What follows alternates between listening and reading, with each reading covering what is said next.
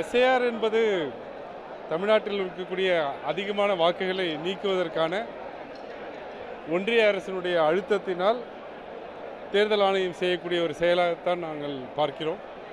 இது தமிழகத்தில் இருக்கக்கூடிய வாக்காளர்களை, குறிப்பாக சிறுபான்மையினரையும் பட்டியலினத்து மக்களையும் பெண்கள் வாக்குகளையும் அதிக அளவில் நீக்கக்கூடிய ஒரு முயற்சியாக நாங்கள் பார்க்கிறோம்.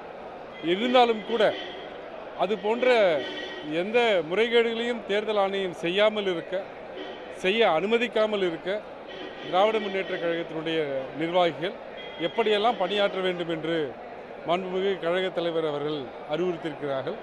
அதில் சட்டத்துறையின் சார்பாக என்னென்ன செய்ய வேண்டும் என்பதையும் நாங்கள் விளக்கி கூறியிருக்கிறோம்.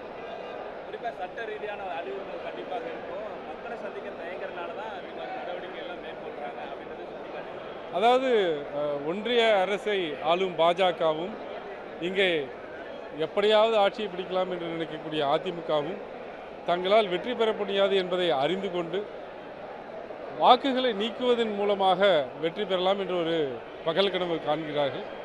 அது எப்படி நடக்கக்கூடாது, இந்த தேர்தல் ஆணையத்தின் மூலமாக நடத்தப்படும் இந்த எஸ்ஐஆரில் எந்தெந்த முறைகேடுகளை செய்ய அனுமதிக்கக்கூடாது என்பதை குறித்தான சட்ட ரீதியான விளக்கங்களையும் எந்தெந்த படிவத்தில் என்னென்ன ஆட்சேபனைகளை தெரிவிக்க வேண்டும் என்பதையும் நாங்கள் எடுத்து விளக்கி இருக்கிறோம்.